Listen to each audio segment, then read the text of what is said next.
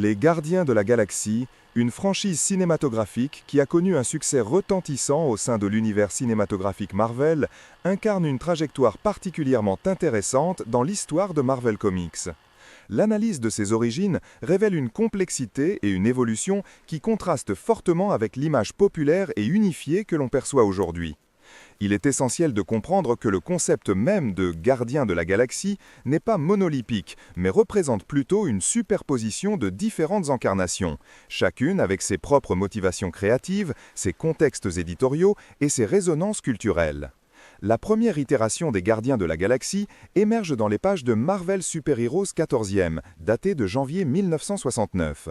Cette équipe, créée par l'écrivain Arnold Drake et l'artiste Gene Colan, se distingue par une composition et un ancrage temporel très spécifiques.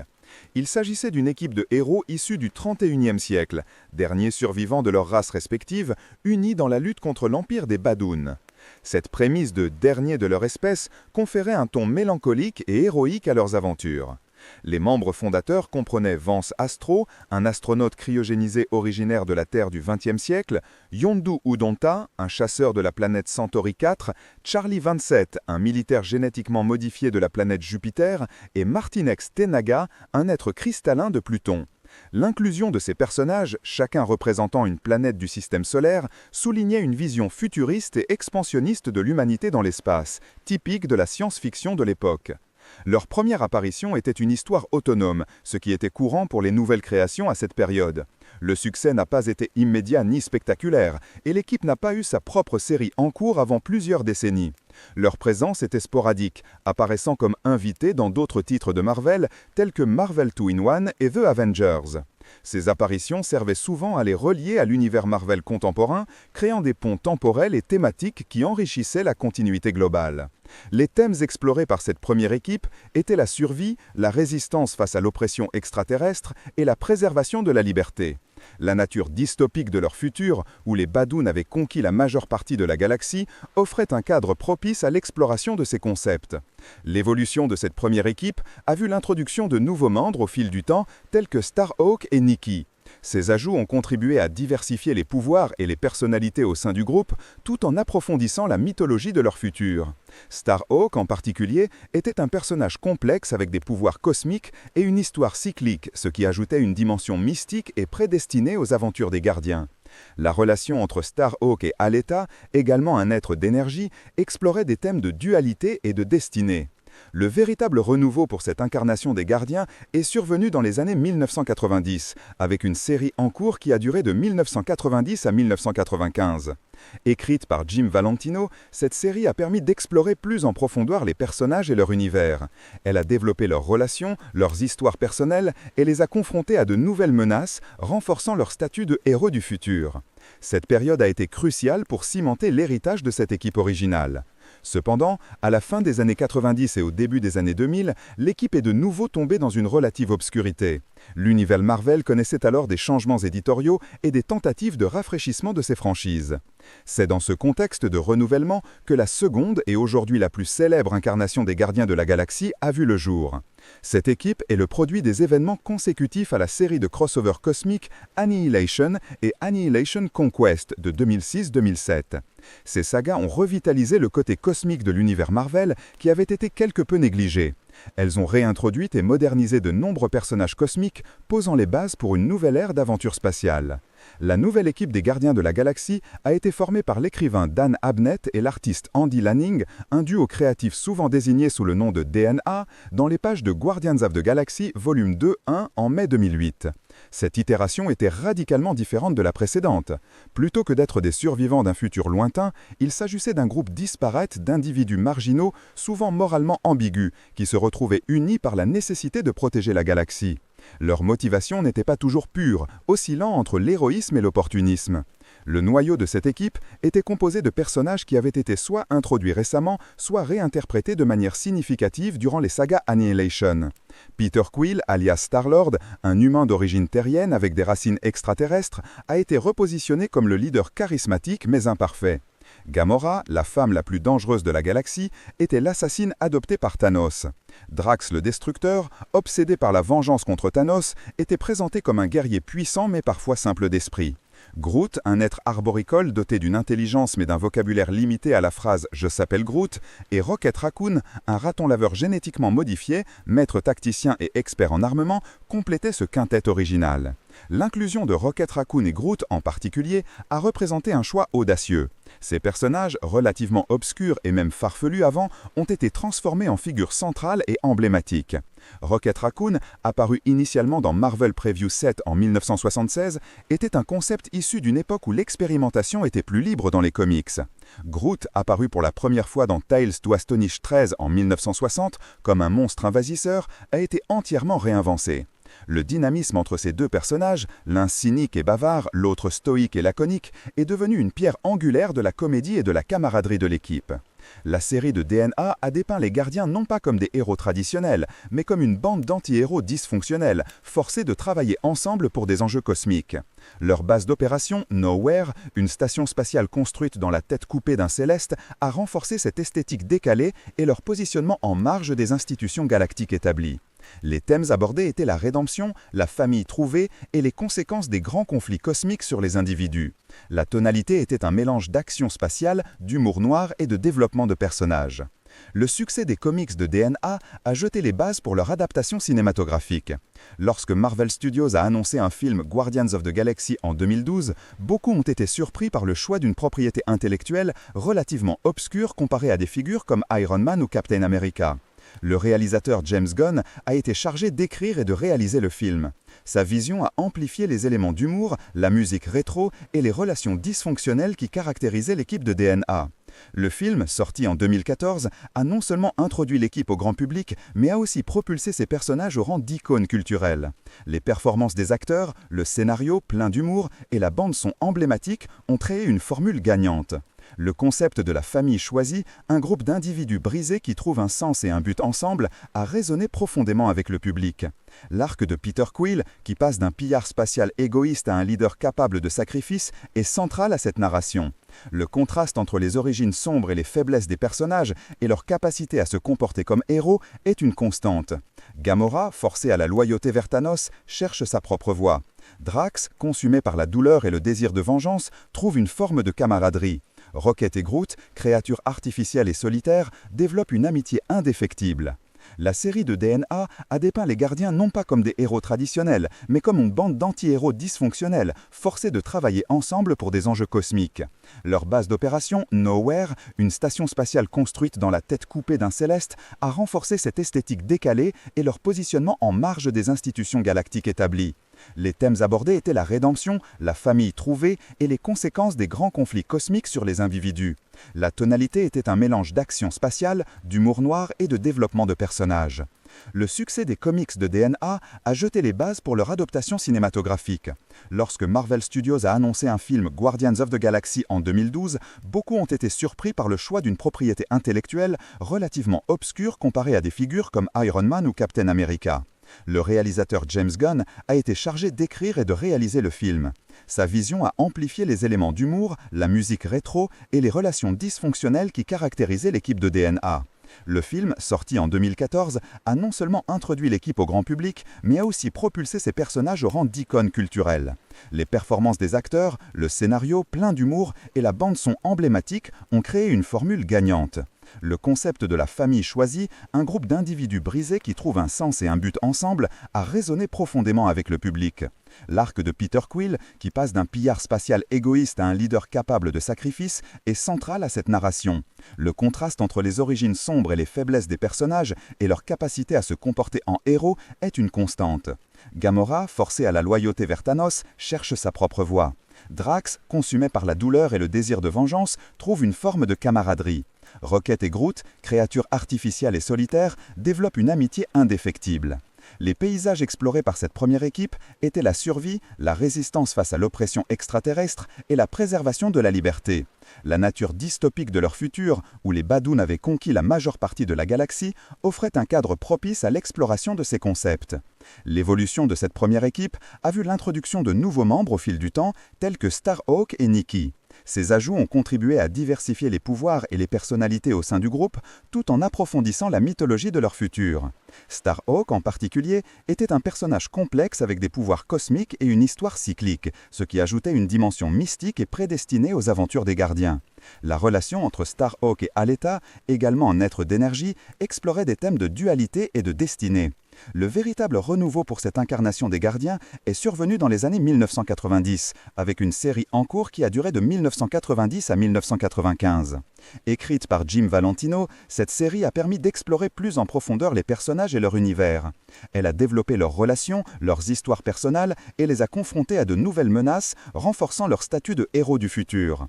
Cette période a été cruciale pour cimenter l'héritage de cette équipe originale. Cependant, à la fin des années 90 et au début des années 2000, l'équipe est de nouveau tombée dans une relative obscurité. L'univers Marvel connaissait alors des changements éditoriaux et des tentatives de rafraîchissement de ses franchises. C'est dans ce contexte de renouvellement que la seconde et aujourd'hui la plus célèbre incarnation de la galaxie a vu le jour. Cette équipe est le produit des événements consécutifs. Les Gardiens de la Galaxie, une franchise cinématographique qui a défié les attentes et redéfini le genre des super-héros, n'était à son origine rien de moins qu'un pari risqué. L'idée même de transposer sur grand écran une équipe de personnages cosmiques relativement obscurs, composée d'un humain volage, d'un raton laveur cynique armé jusqu'aux dents, d'un arbre géant au vocabulaire limité, d'une guerrière extraterrestre redoutable et d'un destructeur vengeur, semblait à première vue relever d'une audace commerciale frisant l'imprudence. Le Marvel Cinematic Universe, MCU, avait déjà établi une formule à succès avec des héros emblématiques comme Iron Man, Captain America et Thor. Mais les Gardiens évoluaient dans une sphère bien différente, à la périphérie du connu, dans des récits où l'humour absurde et l'émotion inattendue devaient trouver leur place. Le casting improbable, pièce maîtresse de cette équation risquée, fut sans doute l'élément le plus audacieux.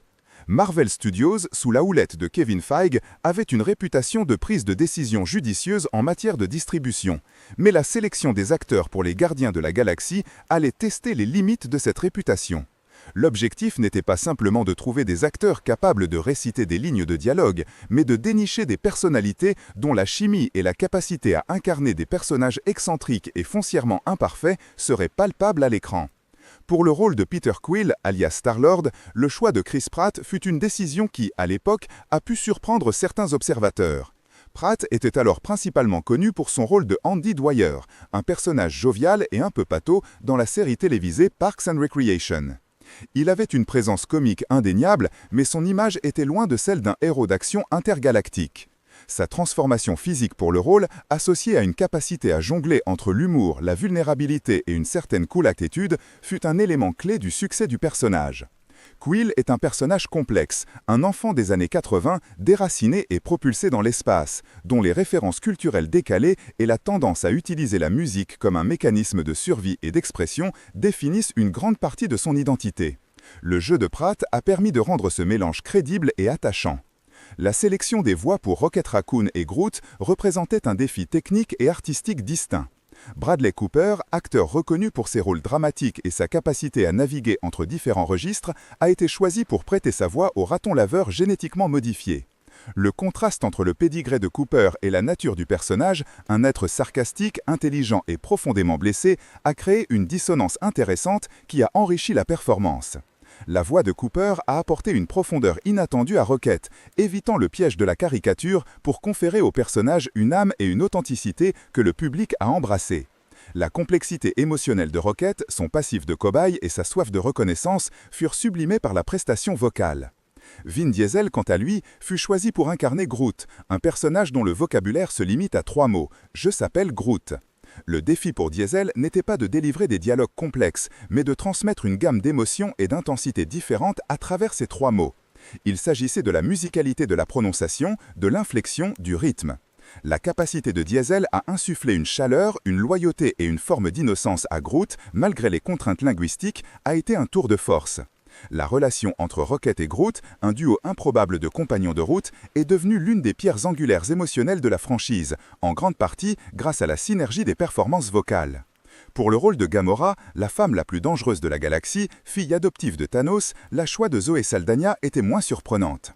Saldana avait déjà prouvé sa capacité à incarner des personnages forts et extraterrestres dans des franchises comme Avatar et Star Trek. Son expérience dans la chorégraphie de combat et sa présence physique étaient des atouts majeurs. Que cela soit, au-delà de l'aspect physique, Saldana a su donner à Gamora une profondeur émotionnelle, révélant les failles d'un personnage contraint à la violence et à la loyauté forcée. Elle a équilibré la force implacable de Gamora avec une vulnérabilité sous-jacente, faisant d'elle plus qu'une simple guerrière, mais une figure tragique en quête de rédemption et d'appartenance. Le jeu de Pratt a permis de rendre ce mélange crédible et attachant. La sélection des voix pour Rocket Raccoon et Groot représentait un défi technique et artistique distinct. Bradley Cooper, acteur reconnu pour ses rôles dramatiques et sa capacité à naviguer entre différents registres, a été choisi pour prêter sa voix au raton laveur génétiquement modifié. Le contraste entre le pédigré de Cooper et la nature du personnage, un être sarcastique, intelligent et profondément blessé, a créé une dissonance intéressante qui a enrichi la performance. La voix de Cooper a apporté une profondeur inattendue à Rocket, évitant le piège de la caricature pour conférer au personnage une âme et une authenticité que le public a embrassées. La complexité émotionnelle de Rocket, son passif de cobaye et sa soif de reconnaissance furent sublimés par la prestation vocale. Vin Diesel, quant à lui, fut choisi pour incarner Groot, un personnage dont le vocabulaire se limite à 3 mots « Je s'appelle Groot ».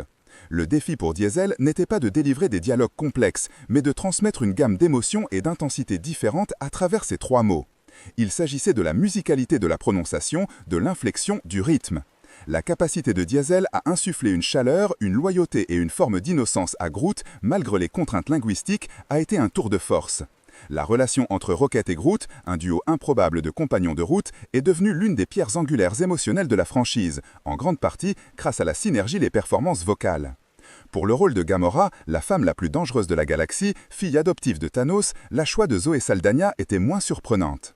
Saldana avait déjà prouvé sa capacité à incarner des personnages forts et extraterrestres dans des franchises comme Avatar et Star Trek. Son expérience dans la chorégraphie de combat et sa présence physique étaient des atouts majeurs. Que cela soit, au-delà de l'aspect physique, Saldana a su donner à Gamora une profondeur émotionnelle, révélant les failles d'un personnage contraint à la violence et à la loyauté forcée.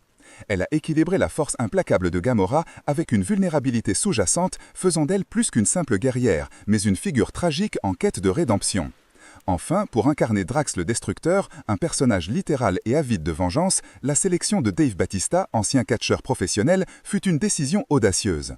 Bautista n'avait qu'une expérience limitée en tant qu'acteur. Cependant, son physique imposant et sa capacité à se livrer au personnage, notamment dans ses moments d'humour involontaire, et sa compréhension littérale des choses, ont été des éléments essentiels. Drax est un personnage qui, malgré sa stature et sa force, est d'une simplicité désarmante, et la performance de Bautista a su capter cette essence. Il a transformé ce qui aurait pu être un simple archétype en un personnage mémorable, dont les interactions avec le reste de l'équipe ont fourni certains des moments les plus drôles et les plus touchants de la série. Le succès du casting ne réside pas seulement dans les performances individuelles, mais dans la manière dont ces acteurs et les personnages qu'ils incarnent ont interagi. La chimie entre les membres de l'équipe des gardiens est palpable à l'écran, ce qui est essentiel pour une franchise dont le cœur bat au rythme d'une famille dysfonctionnelle. L'humour, souvent absurde et décalé, découle en grande partie de cette dynamique, de la façon dont ces personnalités s'entrechoquent et se complètent. Les moments de tension, de camaraderie et de sacrifice sont tous magnifiés par la crédibilité des relations établies entre les personnages. Ce pari risqué du casting a également été soutenu par la vision du réalisateur James Gunn. Sa capacité à comprendre les spécificités de chaque acteur et à les guider dans l'incarnation de ces personnages excentriques fut un facteur déterminant. Gunn a su extraire le meilleur de chaque interprète, les encourageant à embrasser les particularités de leur rôle et à expérimenter avec le ton et l'émotion. Il a permis aux acteurs de trouver leur place dans cet ensemble hétéroclite, de construire des relations crédibles et de donner vie à des personnages qui, sur le papier, auraient pu rester unidimensionnels. La bande-son emblématique des films, composée de classiques des années 70 et 80, a également contribué à définir l'atmosphère et l'identité des gardiens, agissant comme un 6e membre de l'équipe, une sorte de bande-son narrative qui souligne les états d'âme et les péripéties des héros. En rétrospective, le pari risqué des Gardiens de la Galaxie s'est avéré être un coup de maître. Il a démontré que le public était prêt pour des récits de super-héros sortant des sentiers battus, des histoires où l'humour, l'émotion et l'excentricité pouvaient coexister avec l'action spectaculaire. Le casting improbable, loin d'être un obstacle, est devenu l'un des piliers de son succès. Il a prouvé qu'avec une vision claire et une distribution audacieuse, même les personnages les plus obscurs peuvent trouver un écho auprès d'un large public, transcendant les attentes et créant une nouvelle référence dans le paysage du cinéma de super-héros. Les Gardiens de la Galaxie sont devenus plus qu'une simple équipe, ils sont devenus un phénomène culturel, un témoignage du pouvoir de la narration inventive et du casting inspiré. L'œuvre cinématographique des Gardiens de la Galaxie, au-delà de son succès commercial et de son intégration au vaste univers cinématographique Marvel, se distingue par une empreinte stylistique indélébile, une patte artistique singulière attribuée à son réalisateur et scénariste principal, James Gunn. Cette marque est le fruit d'une conjonction de choix narratifs, esthétiques et thématiques qui, ensemble, façonnent une expérience unique. L'analyse de cette patte révèle une approche multifacette, où l'humour, l'émotion, la musique et la subversion des codes se mêlent pour créer un langage cinématographique distinct. L'humour est sans doute l'un des piliers les plus évidents de la signature de Gunn. Ce n'est pas un humour générique, mais une forme particulière qui oscille entre l'absurde, le caustique et le burlesque. Les dialogues sont souvent truffés de répliques inattendues, de quiproquos et de taquineries qui révèlent les dynamiques complexes entre les personnages. L'exemple de Drax le Destructeur est emblématique. Son incapacité à saisir les métaphores et son interprétation littérale du langage sont une source constante de comédie, mais elles servent également à souligner sa nature à la fois brute et innocente. De même, les interactions entre Rocket et les autres membres de l'équipe, souvent basées sur le sarcasme et l'agacement mutuel, masquent une profonde affection. Cet humour décalé n'est jamais gratuit. Il est toujours ancré dans la caractérisation des personnages et sert à faire progresser l'intrigue ou à approfondir les relations. Il désamorce les situations tendues, mais il permet également d'aborder des sujets plus sombres avec une certaine légèreté, sans jamais minimiser la gravité des enjeux. La musique constitue un autre élément fondamental de la patte Gunn. L'intégration des Awesome Mix, des compilations de chansons des années 60 et 80, n'est pas une simple bande-son. Elle est intrinsèquement liée à l'identité de Peter Quill et à la narration elle-même. Ces morceaux ne servent pas uniquement à créer une ambiance rétro ou à ajouter du dynamisme aux scènes d'action. Ils commentent parfois l'action, soulignent les émotions des personnages ou anticipent les développements narratifs.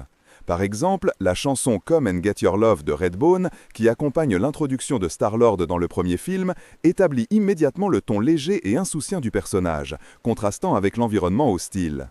Plus tard, Father and Son de Cat Stevens prend une résonance particulière dans le deuxième film, explorant les thèmes de la paternité et de l'héritage. Cette utilisation diégétique de la musique, où les chansons sont écoutées par les personnages eux-mêmes, renforce l'immersion et crée un lien émotionnel fort avec le public. Elle humanise les personnages, les rendant plus accessibles et reconnaissables à travers leurs goûts musicaux, qui sont pour Quill un lien tangible avec sa terre natale et sa mère disparue. L'émotion, souvent sous-jacente à l'humour et à l'action, est un composant essentiel de l'approche de Gunn. Malgré les explosions et les répliques sanglantes, les films des Gardiens de la Galaxie sont profondément ancrés dans les thèmes de la famille, de l'appartenance et de la rédemption. Les personnages sont tous des marginaux, des laissés-pour-compte, qui ont subi des traumatismes et qui trouvent un refuge les uns chez les autres. La dynamique du groupe est celle d'une famille dysfonctionnelle mais aimante, où les disputes et les sacrifices se côtoient. Le développement de la relation entre Quill et Yondu, par exemple, dans le deuxième opus, est un arc émotionnel puissant qui explore la notion de parenté au-delà des liens du sang.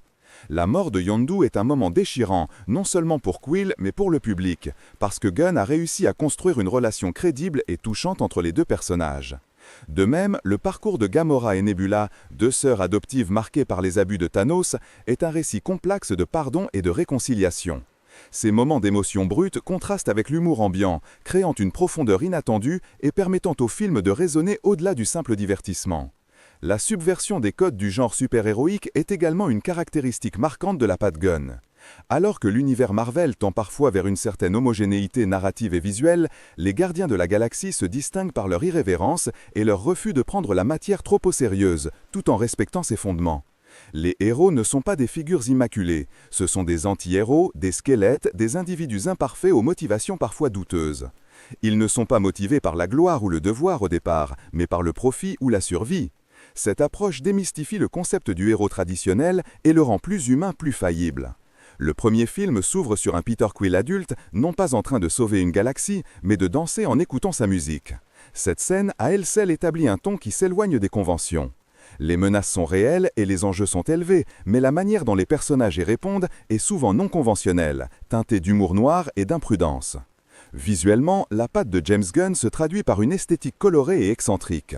Les mondes explorés sont variés, allant de planètes désertiques à des cités futuristiques chatoyantes, avec un sens du détail dans le design des créatures et des vaisseaux spatiaux. La palette de couleurs est souvent vive, presque saturée, ce qui confère au film une identité visuelle distincte au sein du MCU. Les séquences d'action sont chorégraphiées, avec une énergie particulière, mélangeant l'absurde et le spectaculaire. Les mouvements de caméra sont dynamiques, et l'utilisation des effets spéciaux sert toujours la narration et l'expression des personnages, plutôt que de n'être qu'une démonstration technologique gratuite. L'exemple de Baby Groot dans le deuxième film est pertinent. Ces scènes, souvent muettes, sont visuellement inventives, permettant au personnage d'exprimer une gamme d'émotions et de réactions à travers des mouvements corporels et des expressions faciales subtiles, le tout renforcé par des effets visuels de pointe. Enfin, la capacité de James Gunn à équilibrer le spectacle grand public avec une vision d'auteur est un aspect central de sa patte. Il réussit à naviguer entre les exigences d'une franchise massive et son propre style distinctif. Les films des Gardiens de la Galaxie sont des blockbusters, mais ils portent la marque d'une voix singulière. Cette capacité à injecter une personnalité forte et reconnaissable dans un produit de studio est ce qui distingue réellement son travail. Il prend des risques, explore des thèmes complexes et présente des personnages qui ne sont pas toujours faciles à aimer, mais qui finissent par gagner le cœur du public grâce à leur humanité et à leur vulnérabilité. La patte de James Gunn est ainsi une synthèse de ces éléments. Un humour incisif, une utilisation magistrale de la musique, une profondeur émotionnelle inattendue, une subversion intelligente des conventions et une esthétique visuelle audacieuse. Ces caractéristiques, combinées, donnent aux Gardiens de la Galaxie leur identité propre et leur confèrent une place unique dans le paysage cinématographique contemporain. L'intégration de la musique dans le récit cinématographique, particulièrement lorsqu'elle est associée à l'humour, représente une stratégie narrative d'une complexité et d'une efficacité remarquables. Dans le cas spécifique des Gardiens de la Galaxie, cette formule n'est pas simplement un agrément, mais un pilier fondamental de son identité, un élément constitutif qui transcende la simple bande sonore pour devenir un langage en soi. L'usage de titres pop et rock des années 70 et 80 n'est pas anodin. Il s'agit d'une démarche délibérée, dont les implications s'étendent bien au-delà de la nostalgie superficielle. La musique, dans ce contexte, agit comme un anachronisme volontaire, un marqueur temporel décalé qui génère un contraste immédiat avec l'environnement futuriste et spatial de l'histoire.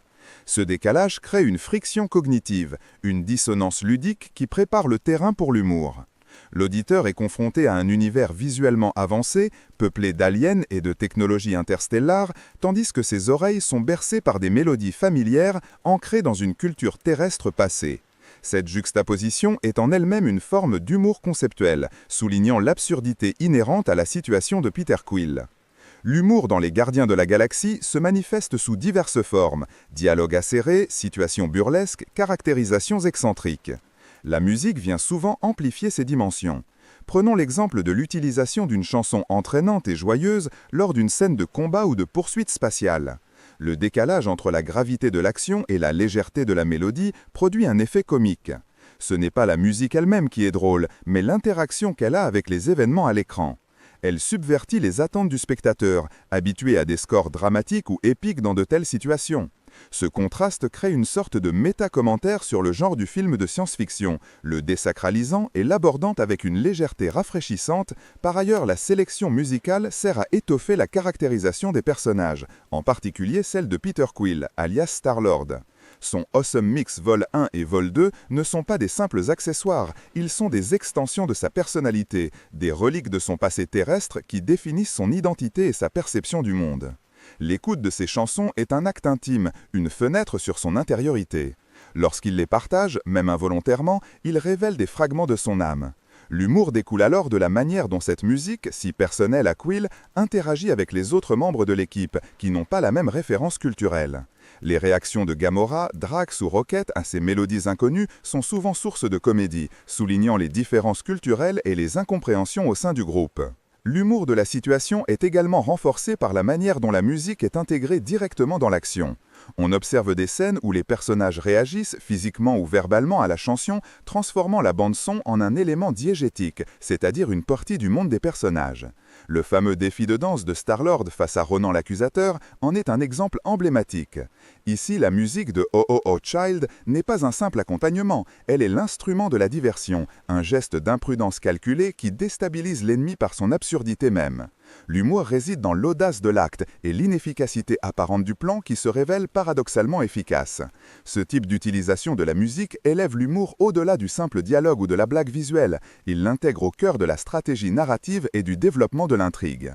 En outre, la formule musique et humour permet d'aborder des thèmes plus sérieux ou émotionnels avec une légèreté relative. Les Gardiens de la Galaxie, malgré son ton globalement optimiste et comique, explorent des sujets tels que le deuil, la solitude, la recherche de la famille et la formation d'un lien. La musique, en particulier les chansons évoquant la perte ou la mélancolie, peut être utilisée pour souligner ces moments d'émotion, tout en étant souvent suivie d'un instant d'humour qui allège l'atmosphère et empêche le récit de sombrer dans le pathos excessif. Ce balancement entre émotion et comédie est essentiel à l'équilibre tonal du film. L'humour n'est pas qu'une simple parenthèse, il est une forme de résilience, une manière pour les personnages d'affronter des situations désespérées ou douloureuses. La musique, en tant que catalyseur de ces émotions, permet de naviguer entre ces deux pôles avec fluidité. La portée culturelle de la musique choisie est également un facteur pertinent. En puisant dans un répertoire de chansons pop et rock largement reconnues, le film établit une connexion immédiate avec une audience multigénérationnelle. Les plus âgés reconnaissent les titres avec une pointe de nostalgie, tandis que les plus jeunes découvrent ces classiques dans un nouveau contexte. Cette reconnaissance universelle facilite l'adhésion du public à l'esthétique du film et à son humour. Le caractère intemporel de ces chansons confère une certaine universalité aux émotions et aux situations présentées, malgré le cadre spatial et fantastique.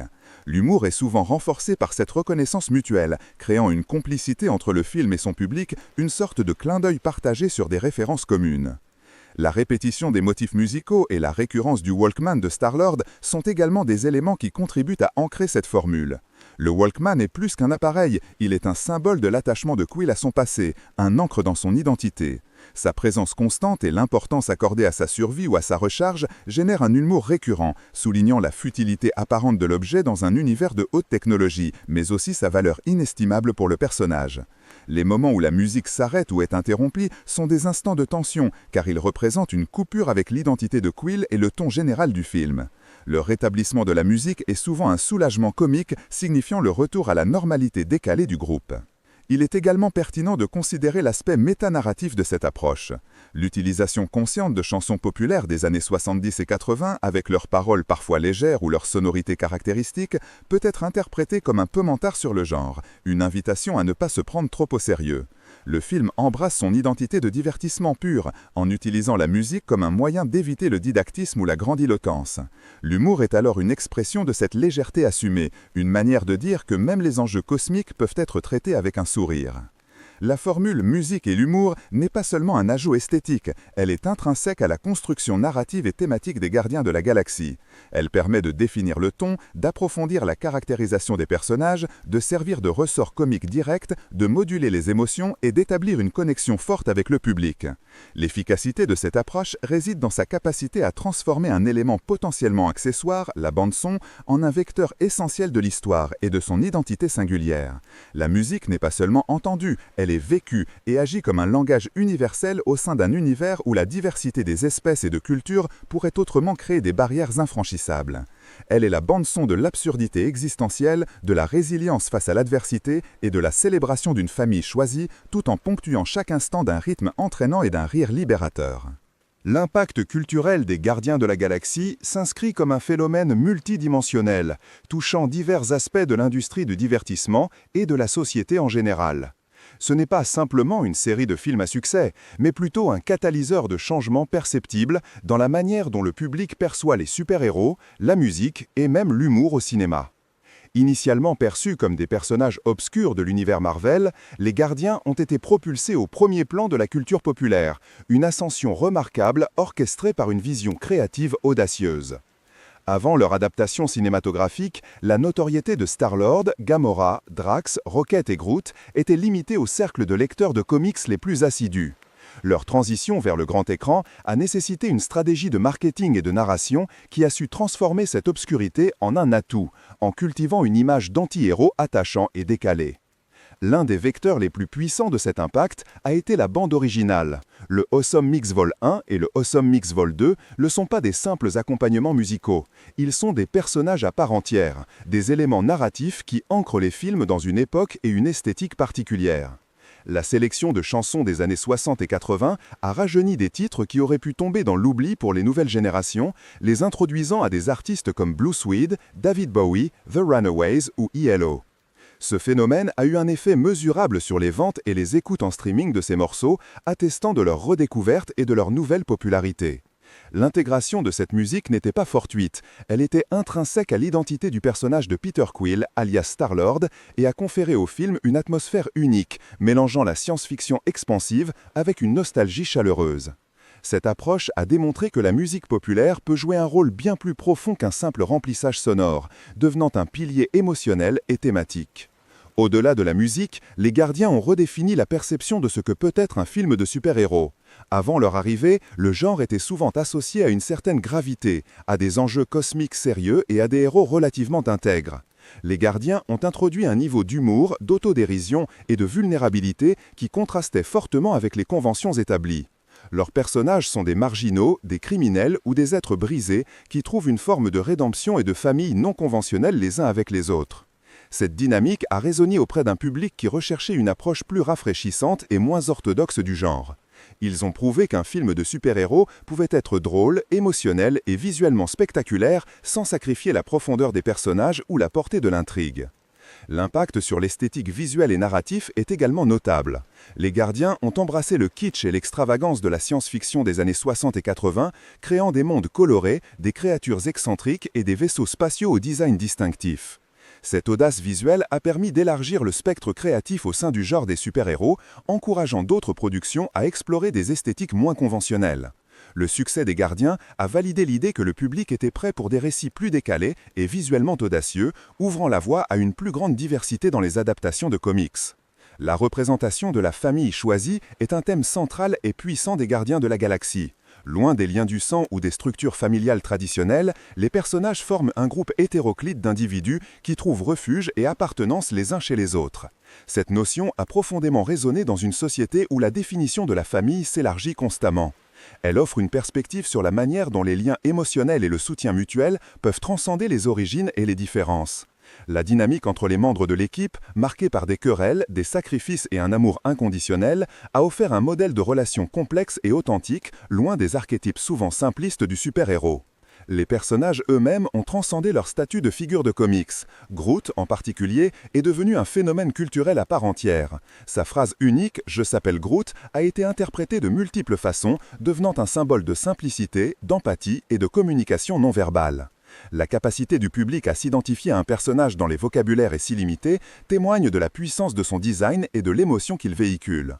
Rocket, le raton laveur génétiquement modifié, incarne la complexité du traumatisme et de la résilience, apportant une profondeur inattendue à un personnage qui aurait pu n'être qu'un simple comic relief.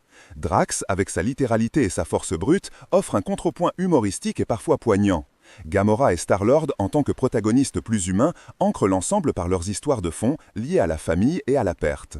L'influence des Gardiens s'étend également à la culture des mèmes et des références Internet. De nombreuses scènes, dialogues et musiques des films ont été adaptés et parodiés sur les réseaux sociaux, témoignant de leur intégration profonde dans le lexique culturel contemporain. Cette capacité à générer du contenu viral est un indicateur clair de leur pertinence et de leur résonance auprès d'un public large et diversifié. En outre, les films ont eu un impact sur la carrière des acteurs impliqués, propulsant certains vers une reconnaissance internationale et consolidant le statut d'autres. Chris Pratt est devenu une star de premier plan et la performance de Dave Bautista en tant que Drax a révélé son talent comique inattendu. Ces succès individuels sont indissociables du phénomène global. L'impact des Gardiens de la Galaxie ne se limite pas aux chiffres du box-office ou aux critiques positives. Il réside dans la manière dont ils ont modifié les attentes du public vers le cinéma de super-héros en introduisant un mélange unique d'humour, d'émotion, de musique emblématique et de personnages imparfaits mais attachants. Ils ont prouvé que la formule pouvait être bousculée, que l'obscurité pouvait devenir une force et que la famille se trouvait souvent là où on l'attendait le moins. Leur héritage est celui d'une série de films qui ont non seulement diverti, mais aussi subtilement redéfini des aspects fondamentaux de la culture populaire et de l'industrie cinématographique. Le succès au box-office des Gardiens de la Galaxie représente un cas d'étude particulièrement éloquent dans l'histoire récente de l'industrie cinématographique. Il ne s'agit pas simplement d'une accumulation de recettes, mais plutôt d'une validation retentissante d'une stratégie de studio audacieuse, d'une exécution créative brillante et d'une capacité à capter l'air du temps. Pour comprendre l'ampleur de ce phénomène, il convient d'analyser plusieurs facteurs interdépendants. Premièrement, le contexte préexistant de l'univers cinématographique Marvel est fondamental. Au moment de la sortie du premier film en 2014, Marvel Studios avait déjà établi une franchise d'une puissance inédite. Des films comme Iron Man, Thor, Captain America The First Avengers et surtout The Avengers avaient non seulement généré des milliards de dollars, mais avaient aussi créé une base de fans massive et fidélisée. Cette base était habituée à des films de super-héros de qualité, interconnectés et souvent caractérisés par un mélange d'action, d'humour et de développement de personnages. Les Gardiens de la Galaxie ont donc bénéficié d'une rampe de lancement exceptionnelle, d'une reconnaissance de marque instantanée, même si les personnages eux-mêmes étaient relativement obscurs pour le grand public. L'estampille Marvel sur l'affiche était, en soi, une promesse de divertissement et une incitation à l'achat de billets. Deuxièmement, l'audace du pari créatif de Marvel Studios mérite d'être soulignée. Les Gardiens de la Galaxie n'étaient pas les Vengeurs. Il s'agissait d'une équipe de marginaux intergalactiques composée d'un humain kidnappé, d'un arbre parlant à un vocabulaire limité, d'un haton laveur armé, d'une guerrière verte et d'un destructeur vengeur. Les personnages étaient excentriques, l'humour était décalé et l'esthétique spatiale était éloignée des métropoles terrestres habituelles du MCU. Confier un tel projet à James Gunn, un réalisateur plus connu pour des films indépendants à l'humour noir et au ton irrévérencieux, était une décision risquée sur le papier. Pourtant, c'est précisément cette prise de risque qui a payé. Le film a offert une bouffée d'air frais à un genre qui, malgré son succès, commençait à montrer des signes d'uniformité. Il a prouvé que le MCU pouvait s'étendre au-delà de ses frontières établies, explorant de nouveaux genres et de nouvelles tonalités, tout en conservant son essence. Troisièmement, l'exécution du film lui-même a été impeccable. Le scénario, la réalisation, les performances des acteurs, notamment Chris Pratt, Zoe Saldana, Dave Bautista et les voix de Bradley Cooper et Vin Diesel ont convergé pour créer une expérience cinématographique captivante. L'humour, omniprésent et bien dosé, a su désamorcer les moments de tension et rendre les personnages attachants malgré leurs imperfections. La bande-son, composée de classiques des années 60 et 80, a été un coup de génie marketing et narratif, ancrant le film dans une nostalgie universelle et offrant une identité sonore distinctive. Ces éléments, combinés à des effets spéciaux de pointe et des séquences d'action dynamiques, ont assuré un bouche à oreille extrêmement positif. Le public est sorti des salles avec le sentiment d'avoir vu quelque chose de neuf, de drôle et d'émouvant, un sentiment qui est un moteur puissant pour le succès au box-office. Quatrièmement, la performance au box-office a été caractérisée par une forte progression et une excellente tenue sur la durée. Le premier film a rapporté plus de 773 millions de dollars dans le monde, un chiffre remarquable pour une propriété intellectuelle relativement méconnue. Ce succès a prouvé que les films de super-héros ne dépendaient pas uniquement de la popularité préexistante de leurs protagonistes, mais aussi de la qualité de leur narration et de leur capacité à toucher un public large. Le second opus, Les Gardiens de la Galaxie Vol 2, a consolidé cette réussite, dépassant les 863 millions de dollars de recettes mondiales. Cette augmentation des revenus pour la suite est un indicateur clé de la satisfaction du public et de l'élargissement de sa base de fans. Elle démontre que le film original n'était pas un coup de chance, mais la fondation d'une franchise solide. Troisièmement, l'exécution du film lui-même a été impeccable. Le scénario, la réalisation, les performances des acteurs, notamment Chris Pratt, Zoe Saldana, Dave Bautista et les voix de Bradley Cooper et Vin Diesel ont convergé pour créer une expérience cinématographique captivante. L'humour, omniprésent et bien dosé, a su désamorcer les moments de tension et rendre les personnages attachants malgré leurs imperfections. La bande-son, composée de classiques des années 60 et 80,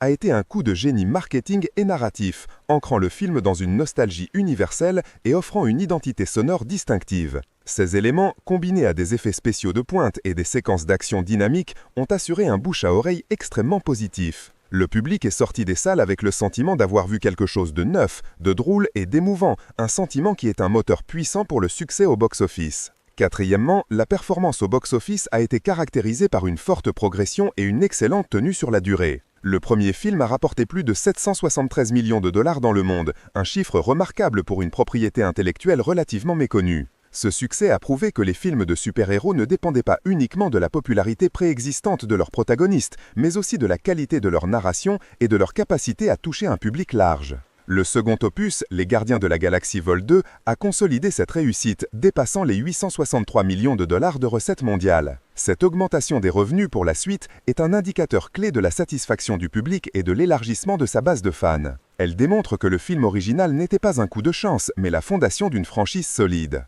Cinquièmement, le phénomène des Gardiens de la Galaxie ne se limite pas aux recettes directes des films. Il a eu un impact significatif sur la valeur de la marque Marvel dans son ensemble et sur la culture populaire. Les personnages sont devenus des icônes, générant une quantité considérable de produits dérivés, des jeux vidéo aux jouets en passant par les vêtements. La Awesome Mix Vol 1 est devenue un succès commercial, relançant l'intérêt pour des titres musicaux classiques. L'attitude irrévérente et l'esthétique colorée du film ont influencé d'autres productions et ont montré la voie à une approche plus diversifiée du genre des super-héros. De plus, les Gardiens ont joué un rôle crucial dans des films ultérieurs du MCU, notamment Avengers Infinity War et Avengers Endgame, où leur intégration a été fluide et a contribué au gigantisme de ces événements cinématographiques. Leur présence a enrichi le tissu narratif global, ajoutant de nouvelles dynamiques et une touche d'humour bienvenue aux enjeux cosmiques. Sixièmement, il est intéressant de noter comment les Gardiens de la Galaxie ont réussi à transcender les frontières culturelles et linguistiques. Le succès international du film témoigne de l'universalité de ses thèmes, l'amitié, la famille choisie, la rédemption et de son humour.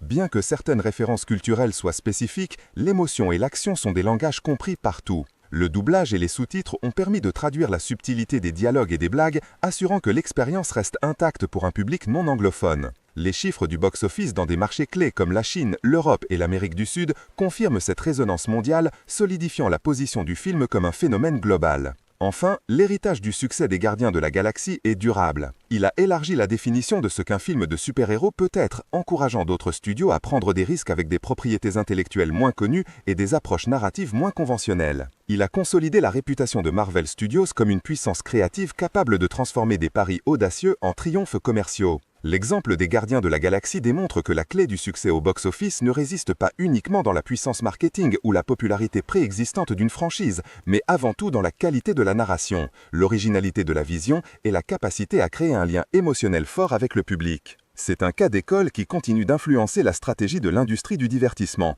prouvant que même les marginaux peuvent régner sur l'univers cinématographique. L'héritage des Gardiens de la Galaxie pour le Marvel Cinematic Universe est une composante multifactorielle et profondément ancrée, dont l'impact s'étend bien au-delà de la simple introduction de personnages cosmiques ou de l'expansion géographique de l'univers narratif.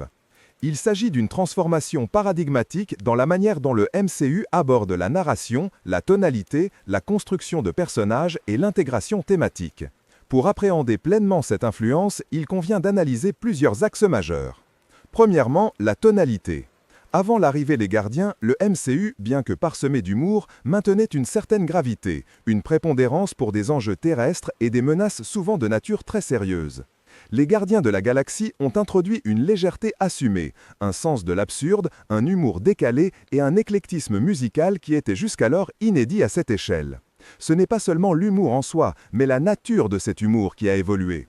L'irrévérence de Peter Quill, la littéralité de Drax, le cynisme de Rocket et la simplicité de Groot ont créé un nouveau vocabulaire comique.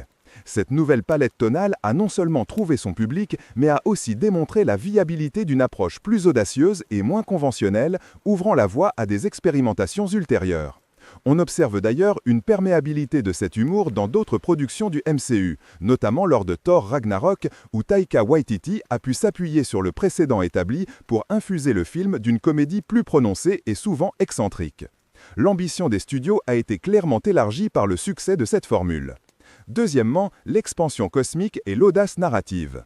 Avant 2014, l'espace, bien que mentionné, notamment avec les Chitauri dans Avengers ou les Elfes Noirs dans Thor de Dark World, restait largement en arrière-plan.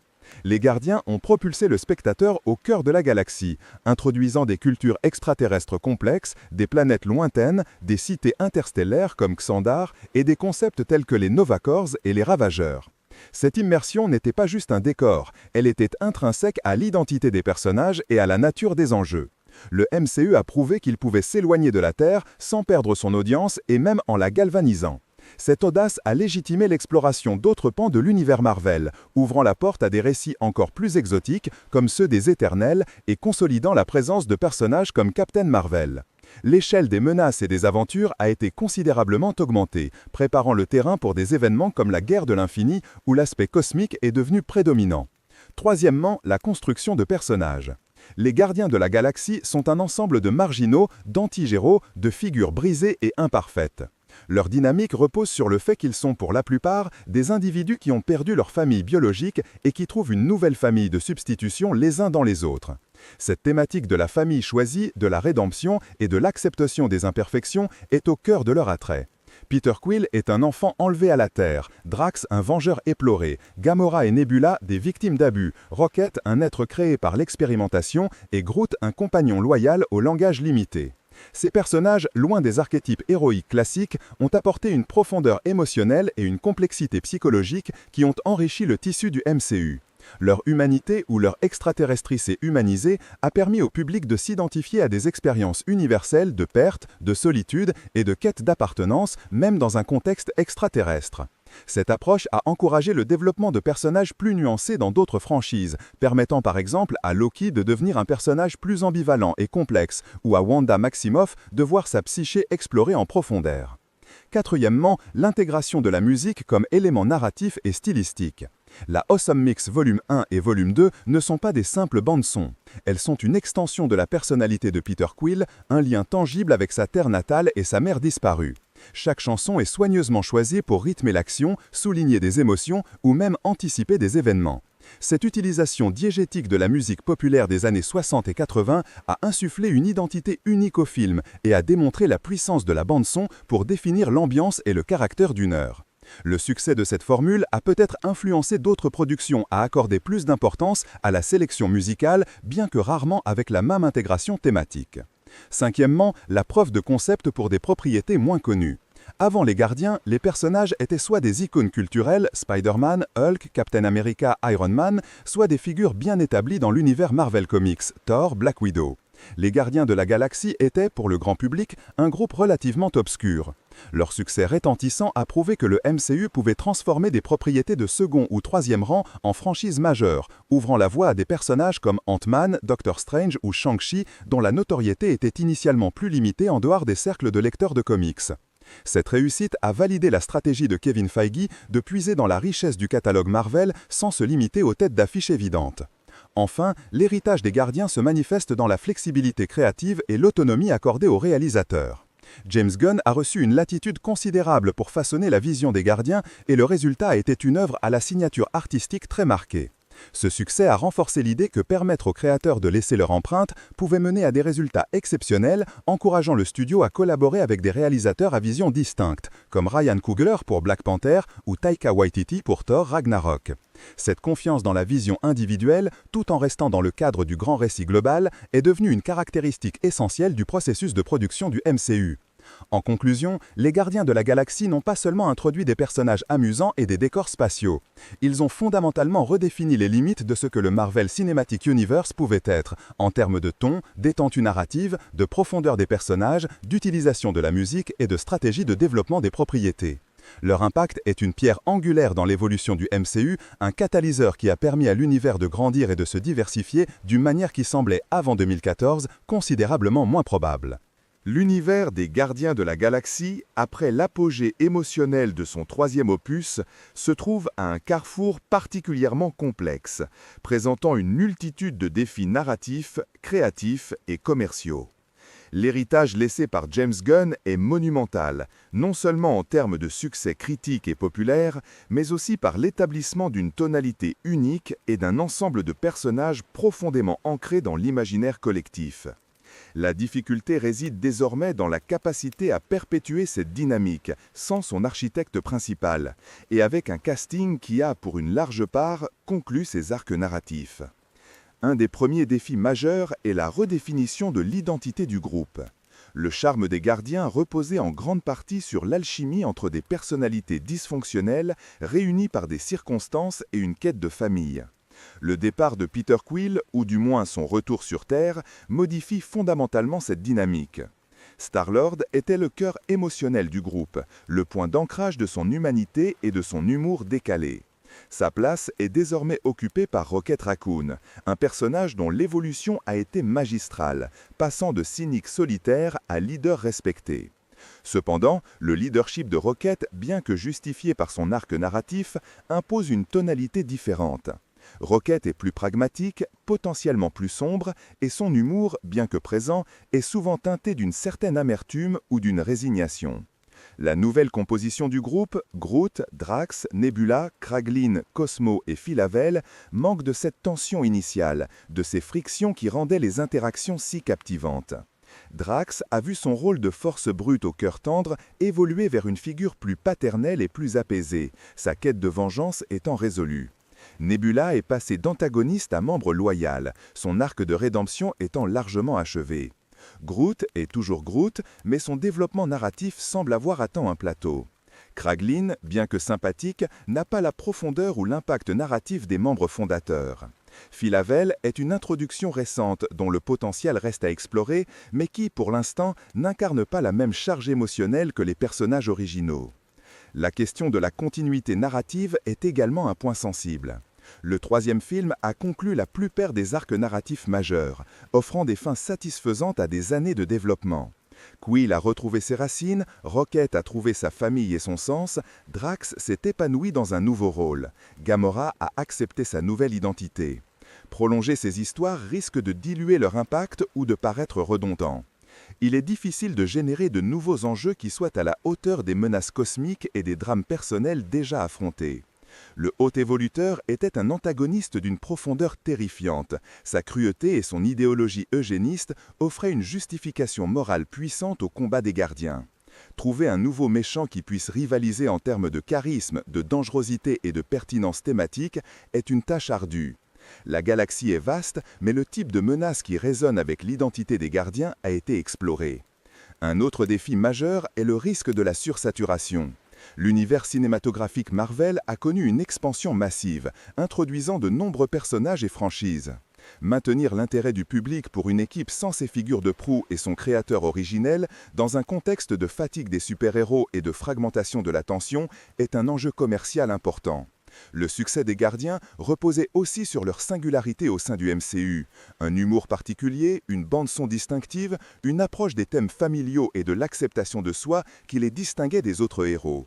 Sans James Gunn, il est légitime de s'interroger sur la capacité à maintenir cette singularité.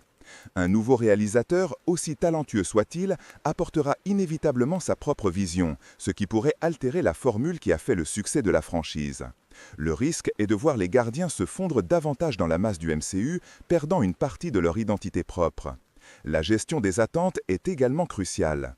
Les fans ont des attentes élevées après la qualité constante des 3 premiers films. Toute nouvelle itération sera inévitablement comparée à l'œuvre de Gunn. Le public n'est pas seulement attaché aux personnages, mais aussi à la manière dont ces histoires ont été racontées. La musique, élément indissociable de l'identité des Gardiens, a toujours été soigneusement sélectionnée par Gunn pour servir la narration et l'ambiance. La capacité à maintenir cette cohérence musicale tout en apportant de la nouveauté est un défi artistique. La question du retour des anciens membres, notamment Peter Quill, est un dilemme. Son départ offre une conclusion satisfaisante, mais l'attrait de son retour est indéniable, tant pour le public que pour l'équilibre du groupe. S'il revient, sous quelle forme? Et comment son retour s'inscrivrait-il dans la nouvelle dynamique? Son arc de découverte de sa famille terrestre pourrait être exploré davantage, mais cela éloignerait potentiellement l'action du cœur de la galaxie. Le risque serait de paraître désespéré de ramener des éléments familiers plutôt que d'embrasser pleinement le nouveau chapitre. La relation entre les Gardiens et le reste de l'univers Marvel est également une considération. Les Gardiens ont eu des interactions marquantes avec les Avengers, notamment lors de Infinity War et Endgame. Ces crossovers ont enrichi l'univers mais ont aussi montré comment les Gardiens pouvaient être intégrés dans des récits plus larges. Dans le futur, leur place au sein des grands événements cosmiques du MCU sera déterminante. Seront-ils des simples éléments de soutien ou joueront-ils un rôle central? Leur spécificité pourrait être diluée s'ils sont constamment impliqués dans des récits qui ne sont pas centrés sur leurs enjeux. Le potentiel des nouveaux personnages introduits ou de ceux dont le rôle pourrait être étoffé est une voie. Phyla-Vell, en tant que nouveau membre, offre une ardoise vierge pour de nouvelles histoires. Son origine cosmique, potentiellement liée à des entités puissantes ou à des mythes galactiques, pourrait servir de point de départ pour des explorations narratives innovantes. Cosmo, le chien télépathe, a gagné en importance et offre un potentiel comique et émotionnel certain. Le développement de Kraglin en tant que successeur de Yondu avec la flèche Yaka est également une piste. Cependant, ces personnages, bien que prometteurs, doivent encore prouver leur capacité à porter une franchise entière et à générer le même niveau d'attachement que les Gardiens originaux. La tentation de réutiliser des éléments narratifs ou thématiques est un écueil à éviter. Le concept de famille trouvée a été le cœur des 3 premiers films. Si cette thématique est abordée à nouveau, elle doit l'être avec une perspective fraîche et de nouveaux défis. Les gardiens ont exploré l'enfance traumatisante, la recherche des origines, la gestion du deuil, la rédemption. Il est impératif de trouver de nouvelles questions existentielles aux personnages ou de nouvelles menaces qui les forcent à se remettre en question d'une manière inédite. La forme narrative des futures productions est également en question. S'agit-il de nouveaux films, de séries télévisées ou de spin-offs centrés sur des personnages individuels? Chaque format présente ses propres avantages et inconvénients. Un film offre l'ampleur cinématographique et l'impact d'un événement, mais contraint la narration. Une série permet d'explorer les personnages et les intrigues plus en profondeur, mais risque de diluer la portée épique. Des spin-offs pourraient être un moyen de développer des personnages comme Rocket ou Nebula, mais ils fragmenteraient davantage la franchise. Enfin, la question de l'évolution des codes d'écriture. L'humour des gardiens, bien que souvent sarcastique et autoréférentiel, était toujours équilibré par une sincérité émotionnelle. Il sera difficile de maintenir cet équilibre sans la patte de James Gunn. L'humour pourrait devenir trop générique ou au contraire trop forcé, perdant de son naturel et de son efficacité. La capacité à créer des moments de légèreté et de drame qui s'entremêlent sans effort est une marque de fabrique des films précédents. En conclusion, la suite des Gardiens de la Galaxie se présente comme un défi titanique. Il ne s'agit pas seulement de continuer une histoire, mais de réinventer une franchise sans ses principaux architectes et avec des personnages dont les arcs narratifs ont trouvé leur conclusion. La réussite dépendra de la capacité à embrasser le changement, à introduire de nouvelles perspectives tout en respectant l'héritage et à trouver de nouvelles raisons pour le public de s'investir émotionnellement dans cette nouvelle incarnation de l'équipe des héros les plus improbables de la galaxie. Le futur des Gardiens est une page blanche, certes, mais une page lourdement chargée par le poids de son propre succès passé. L'adieu à la galaxie, tel qu'il se manifeste à travers la saga cinématographique des Gardiens de la Galaxie, représente un phénomène complexe d'achèvement narratif et de résonance émotionnelle. Cette conclusion ne se limite pas à un simple point final à poser sur un arc scénaristique, mais englobe une série de processus de bouclage, de maturation des personnages et de consolidation thématique. Le 3e opus, en particulier, cristallise cette notion d'adieu, non seulement pour ses protagonistes et leurs interprètes, mais aussi pour les spectateurs qui ont suivi leurs pérégrinations interstellaires depuis la première heure. L'un des aspects fondamentaux de cet adieu réside dans la finalisation des arcs narratifs individuels. Chaque membre de l'équipe, depuis Peter Quill jusqu'à Groot, en passant par Gamora, Drax, Rocket et Mantis, a été confronté à des dilemmes personnels et des quêtes existentielles. Le 3e film, dans sa structure même, s'emploie à apporter une résolution, ou du moins une forme d'acceptation, à ces parcours. Peter Quill, par exemple, dont l'histoire a été initialement marquée par la perte de sa mère et la recherche de son père, puis la perte de Gamora, atteint une forme d'épilogue qui le ramène à ses origines terrestres. Ce retour n'est pas une régression, mais plutôt une étape de réconciliation avec son passé, et une redéfinition de son identité au-delà de son rôle de Star-Lord. Il s'agit d'une trajectoire classique du héros qui, après avoir exploré l'extraordinaire, trouve un sens renouvelé dans l'ordinaire, ou du moins dans une nouvelle forme de normalité. Rocket Raccoon, personnage central de ce dernier opus, illustre de manière particulièrement poignante la thématique de l'adieu et de la rédemption. Son origine tragique, son passé d'expérimentation cruelle et sa quête de reconnaissance et d'acceptation sont au cœur de l'intrigue. L'adieu à ses compagnons d'infortune, Lila, Tefs et Flore, marque non seulement une clôture de son traumatisme passé, mais aussi une affirmation de sa propre valeur et de son droit à l'existence. La survie de Rocket et son évolution en tant que leader témoignent d'un processus de guérison et de transcendance. L'adieu, dans ce contexte, n'est pas synonyme de disparition, mais de transformation et de passage à un nouveau chapitre, empreint de la mémoire des êtres chers, mais tourné vers l'avenir. Drax le Destructeur, dont l'existence a été définie par la vengeance suite à la perte de sa famille, connaît également une forme d'adieu à son rôle premier. Sa découverte d'une nouvelle vocation en tant que figure paternelle pour les enfants secourus de l'Eye Evolutionary représente un arc de rédemption et de dépassement de la seule colère.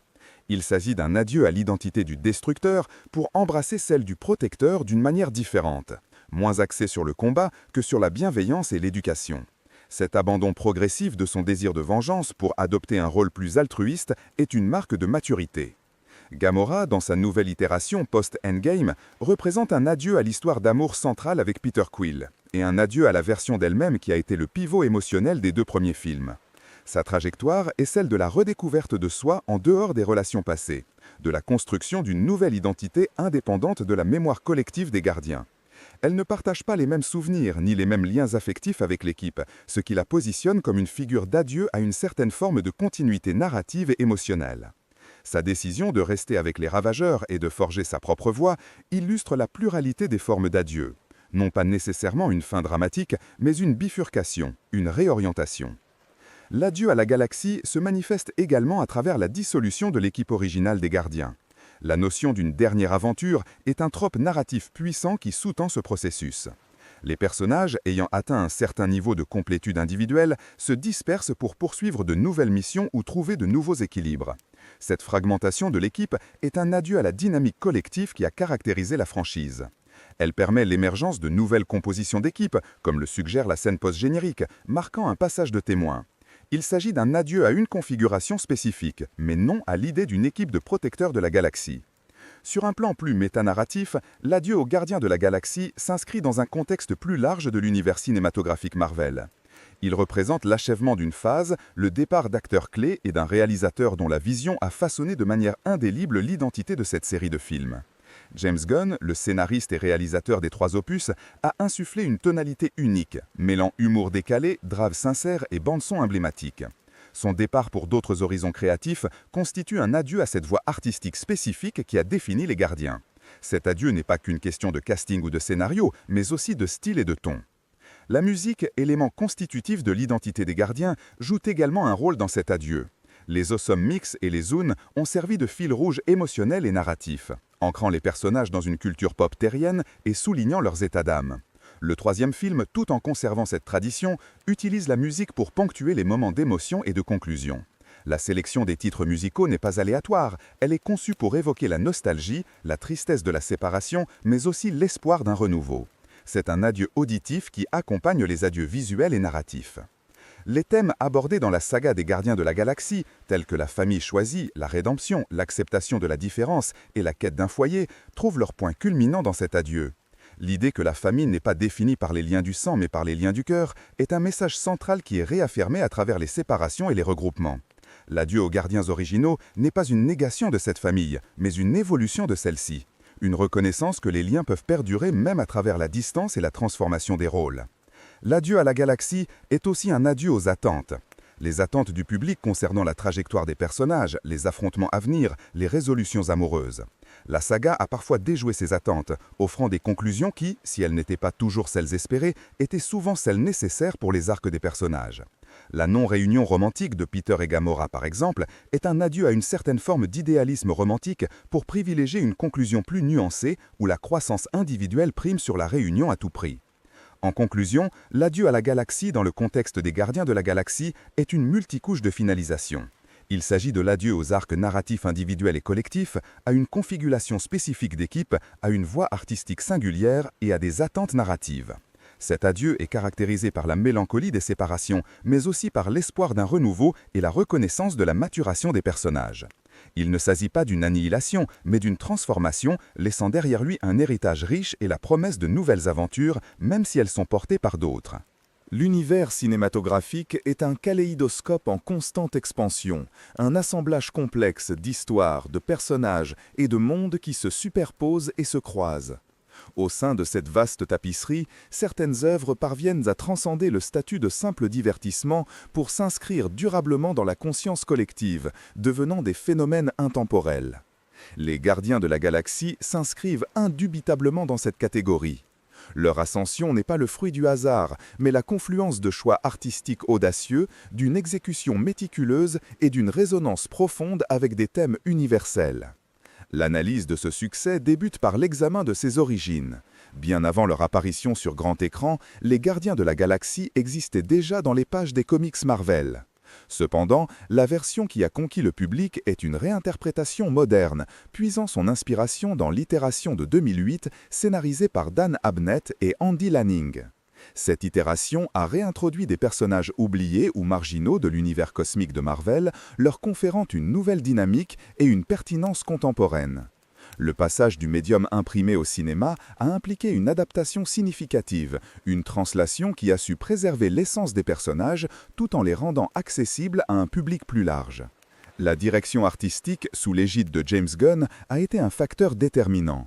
Le choix de Gunn, alors relativement peu connu du grand public pour des blockbusters de cette envergure, était en soi une déclaration d'intention. Ses précédents travaux, souvent teintés d'humour noir et d'une esthétique décalée, laissaient présager une approche non conventionnelle. Cette intuition s'est avérée exacte. Gunn a insufflé au film une identité visuelle et sonore distinctive, rompant avec certaines conventions établies du genre des super-héros. La caractérisation des personnages est au cœur de l'attrait des Gardiens. Chaque membre de l'équipe est un archétype, mais avec des nuances et des failles qui les rendent profondément humains malgré leur nature extraterrestre ou mutante. Peter Quill, alias Star-Lord, n'est pas le héros sans peur ni reproche. C'est un vaurien au grand cœur, un enfant des années 80 bloqué dans l'espace, dont les références culturelles anachroniques contrastent avec son environnement futuriste. Gamora est la guerrière stoïque, la femme fatale avec un passé tragique, déchirée entre son éducation de fille adoptive de Thanos et son désir de rédemption.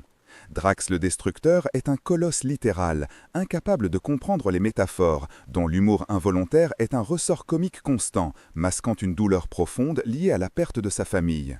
Rocket Raccoon, un raton laveur génétiquement modifié et technologiquement avancé, est un nihiliste cynique, dont la carapace protectrice dissimule une vulnérabilité et un sentiment d'isolement.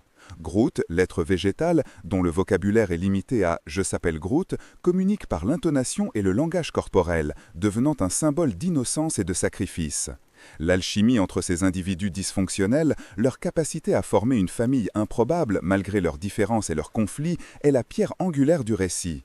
L'humour est un autre pilier fondamental. Il est omniprésent, souvent absurde, parfois noir, mais toujours intégré de manière organique au récit. Il ne sert pas uniquement de relâchement comique, mais participe à la caractérisation, révèle les dynamiques relationnelles et désamorce les situations tendues. Les dialogues vifs, les gags visuels et les blagues référentielles créent une atmosphère légère qui contraste avec les enjeux cosmiques des menaces auxquelles les gardiens font face.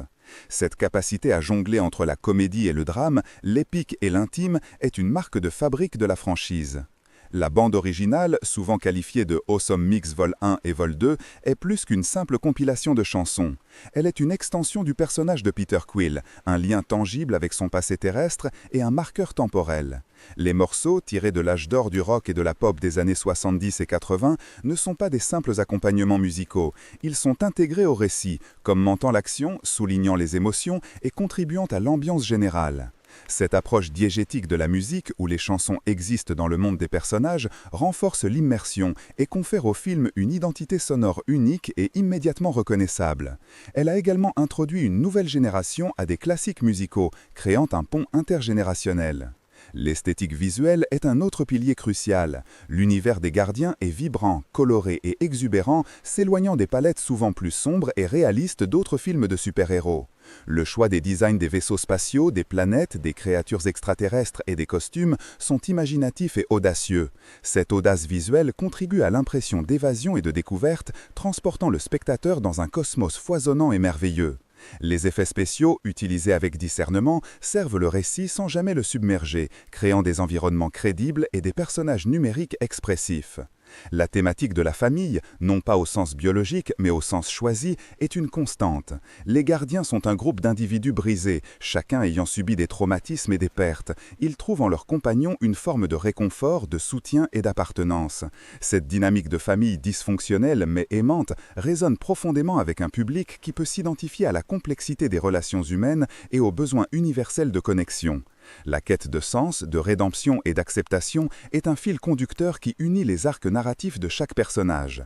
L'exploration de la complexité morale est également présente. Les personnages sont rarement manichéens. Ils opèrent dans des zones grises, leurs actions étant souvent motivées par des intentions louables, mais exécutées par des moyens douteux. Les antagonistes ne sont pas toujours des figures de mal pur. Certains, comme Nebula, avons des motivations compréhensibles bien que leur méthode soit répréhensible. Cette ambivalence ajoute de la profondeur au récit et invite à une réflexion sur la nature du bien et du mal. Le succès des Gardiens de la Galaxie a également eu un impact significatif sur l'univers cinématographique Marvel. Ils ont élargi le champ des possibles, démontrant qu'un public était prêt à embrasser des histoires plus exotiques, des personnages moins conventionnels et une tonalité plus légère. Leur intégration progressive dans l'arc narratif global de l'univers Marvel, culminant avec leur rôle central dans Avengers Infinity War et Avengers Endgame, a prouvé la polyvalence de ces personnages et leur capacité à coexister avec des figures plus établies. Ils ont apporté une touche d'irrévérence et de fraîcheur aux enjeux apocalyptiques, offrant des moments de répit et de légèreté au milieu de la gravité des événements. La réception critique et publique a été majoritairement positive, saluant l'originalité, l'humour, la bande sonore et la performance des acteurs. Cette adhésion a permis de consolider la place des Gardiens comme une franchise apparente au sein de l'univers Marvel, garantissant des suites et des apparitions dans d'autres productions. Le phénomène des Gardiens a également eu un impact culturel plus large, influençant d'autres productions de science-fiction et de super-héros qui ont cherché à émuler leur ton et leur esthétique. En conclusion, la pérennité des Gardiens de la Galaxie s'explique par une combinaison savante d'éléments narratifs et stylistiques. La construction de personnages complexes et attachants, un humour incisif et bien dosé, une bande sonore emblématique, une direction artistique audacieuse et une exploration de thèmes universels comme la famille et la rédemption ont forgé un phénomène intemporel. Leur capacité à divertir tout en invitant à la réflexion, à émouvoir tout en faisant rire, est le véritable secret de leur succès durable. Ils représentent une exception, une singularité qui a su trouver sa place et marquer son empreinte dans un genre souvent stéréotypé, prouvant qu'il est possible d'être à la fois populaire et audacieux.